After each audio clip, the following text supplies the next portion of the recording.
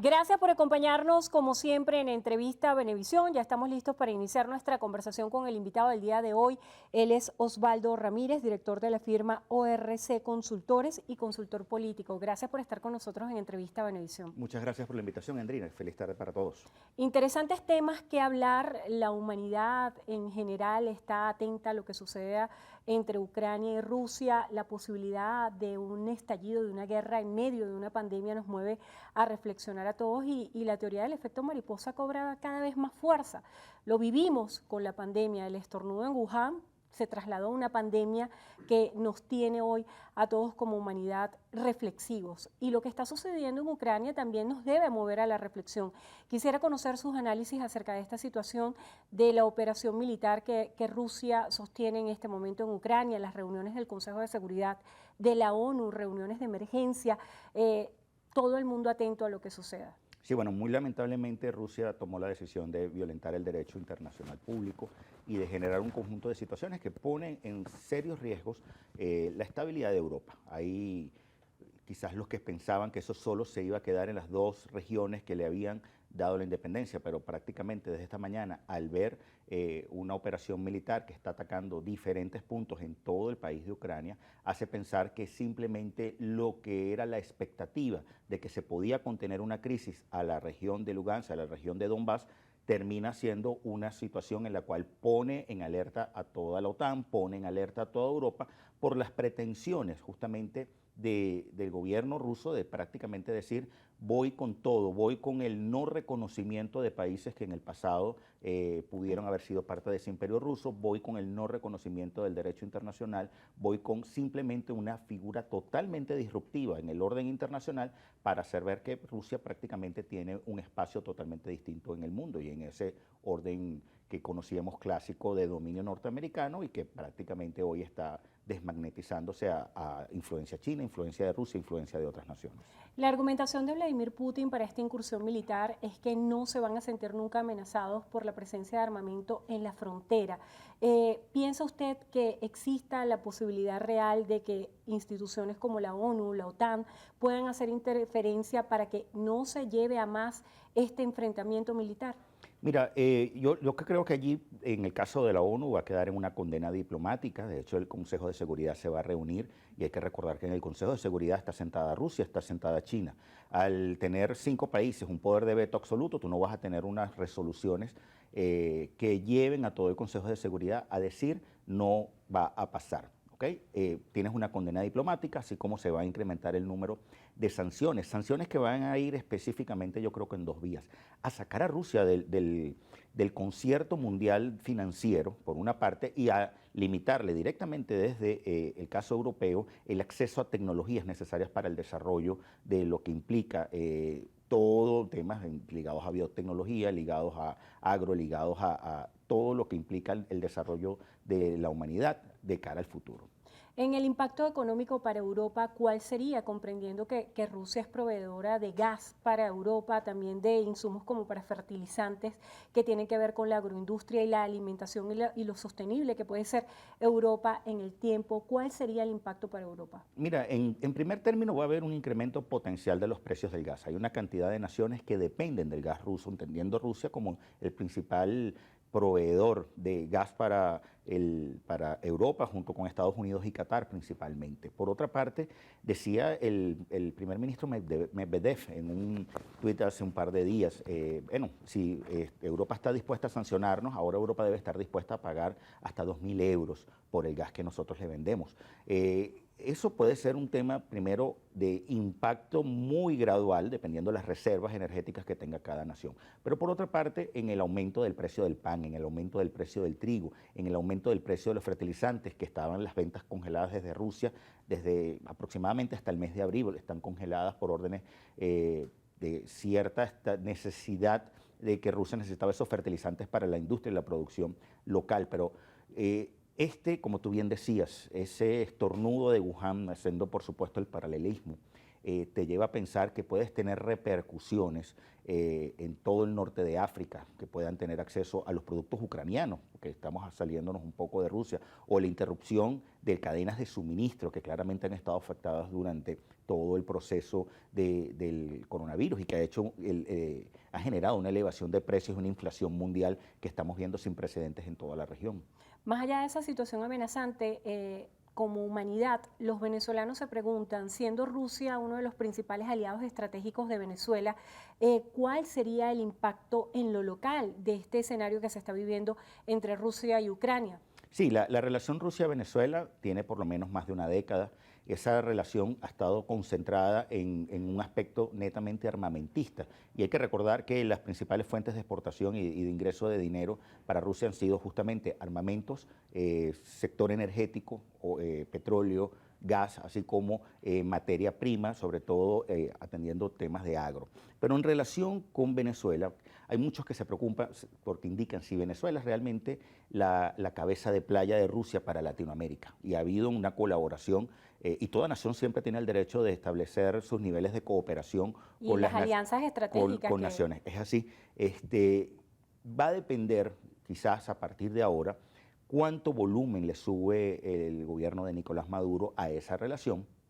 Ojo, porque claramente el mundo va a estar viendo con unos ojos diferentes a Rusia a partir de los hechos que se presentaron desde esta madrugada.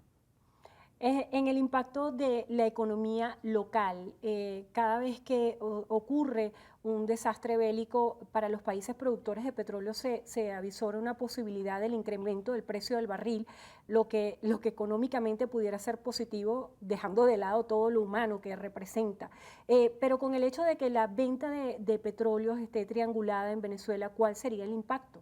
Mira, inicialmente estamos viendo, y de hecho algunas bolsas ya están abriendo en el lado occidental, hemos estado viendo y monitoreando el incremento de los precios del crudo. De hecho, ya se pasó la barrera de los $100 en el caso del Brent. El gas natural ha aumentado un 20% solamente en este año, producto también de las amenazas de esta crisis que ha terminado explotando efectivamente ahora a finales de febrero. En el caso venezolano habrá que ver cómo te puedes tú beneficiar efectivamente del aumento de los precios, que naturalmente era así. Y hay que recordar que viendo la historia pasada, al haber conflictos en Medio Oriente, Venezuela, por ejemplo, se veía beneficiada con ese incremento de precios. Hay que ver si efectivamente tú logras mantener la producción y colocar esa producción en los mercados internacionales, porque no sirve solo que lo produzcas y no lo vendas. Ahí hay dos componentes importantes y quizás de esto viene de la mano también de asegurar cómo beneficiarte en el marco muy lamentable de una tragedia humanitaria que se está presentando más allá de nuestras fronteras, de que efectivamente esto pueda servir para efectos de el posicionamiento de tus finanzas y en los incrementos. Visto que particularmente en el caso venezolano este año, su mirada está colocada en los tributos internos principalmente como fuente de financiamiento. De convertirse en un país autosostenible y acudiendo, apelando a ese tema de los impuestos. Desde el punto de vista político, Ramírez, se ha hablado mucho acerca de los liderazgos, la recomposición de los liderazgos. José Antonio Gil Yepes decía que no hay un líder en Venezuela que amalgame más del 20% de aprobación. ¿Qué piensa su encuestadora? ¿Qué piensa su consultora de opinión acerca de esto? Sí, mira, en el más reciente Frequency 58, nosotros hemos estado midiendo la labor de diferentes liderazgos, de diferentes instituciones por el bienestar de Venezuela. Hay una realidad, hay una crisis de liderazgo. El ciudadano se siente huérfano de líderes. Y no es solo en lo político, lo estamos viendo en liderazgos sindicales, lo estamos observando en el liderazgo religioso, lo estamos observando en el liderazgo empresarial, en el liderazgo de los medios de comunicación, de los líderes de opinión particularmente. En el punto específicamente político, no es una situación de amalgamar en una sola persona, porque quizás es la expectativa ante posiciones hipermesiánicas, recordando esos periodos de Hugo Chávez como líder hipermesiánico, en algún momento de Carlos Andrés Pérez, en otros momentos de Rómulo Betancourt, por hablar de tres personajes que han tenido esas mismas características. La realidad es que la gente está esperando cuál es el líder. Cuando en Venezuela claramente la gente está identificando múltiples líderes, los cuales en sus menciones espontáneas, hablando de los líderes de oposición y los líderes independientes, no superan el 11%, el que más supera 11%. Mientras que el oficialismo claramente despunta el presidente Nicolás Maduro, bajo un entendimiento, por supuesto, de que tú eres el que estás conduciendo el país. En la oposición, ¿quién lidera hoy? ¿Quién pudiera ser ese interlocutor válido que se pudiera sentar hoy con el presidente de la República, Nicolás Maduro, a pactar cualquier tipo de negociación con esa solvencia que le diera el respaldo popular? Mira, yo no te voy a contestar con nombres específicos porque ninguno supera 10%. Entonces, ¿Pero quién es el que está más cerca? no, el que está más cerca hoy es Leopoldo López, pero estás en el exilio, con 11%. Le sigue Juan Guaidó con 10%, le sigue Enrique Capriles con 6%, le sigue María Corina Machado con 2,5%. Esto es una mención estrictamente espontánea, aclaro, porque hay otras formas de medir liderazgo. Cuando yo te induzco el nombre en la pregunta, ¿qué opina usted de Andrina Yepes como líder? Son preguntas conducentes. Esto cambia por completo la potencial respuesta. Y esto es simplemente espontáneo. Como yo te preguntara cuál es el canal líder de Venezuela, la gente te va a responder Venevisión. O sea, en ese tipo de cosas funciona diferente el pulso de la opinión pública. ¿Qué sucede a efectos de pactar o no pactar? Es que lo tienes que ver más amplio del líder, sino de cómo es el juego de coaliciones que tú tienes dentro de la oposición. Nosotros tenemos identificados 5 coaliciones que adversan a Nicolás Maduro. De esas 5, temporalmente durante el 2017, parte del 2019, finales de 2019, 5 de ellas, 3 colaboraban estrechamente. Hoy día no, hoy día tienes 5 coaliciones en las cuales cada una está en una agenda completamente distinta. Entonces, si yo digo que de estas 5 coaliciones, uno es el interlocutor, las otras 4 coaliciones van a decir, eso no es así, ese señor no o esa señora no me representa. Entonces comienza un juego de anulaciones internas entre estas coaliciones que no te permiten decir o reconocer ese liderazgo. Pasa por arreglar estas 5 coaliciones, si es que hay posibilidad de arreglar a las 5, para efectos de entenderse con la coalición gobernante que claramente está dirigida por Nicolás Maduro. Ramírez, en los últimos años Venezuela se ha paseado por la polarización extrema y por la politización del país a una apatía y a una falta a un desinterés por lo que es todo lo político, privilegiando lo económico. ¿Cuál pudiera decir usted hoy es el tema que más le interesa a los venezolanos? Mira, es individual, es defender el feudo. Es decir, ante una incertidumbre general de la conducción política del país, ante una ausencia de información que me permita a mí decir, yo sé que mi país está enrumbado en esta dirección, simplemente me volteo a decir, uno, necesito generar el dinero necesario para proteger mi castillo, permíteme, proteger mi casa, pues permítame la metáfora. Segundo, necesito generar una situación que me permita a mí claramente insertarme o relacionarme con la gente que pueda estar generando economía, viendo que aquí hay claramente inversionistas que están viendo oportunidades en el país y que eso prácticamente puede generar beneficios de mediano plazo.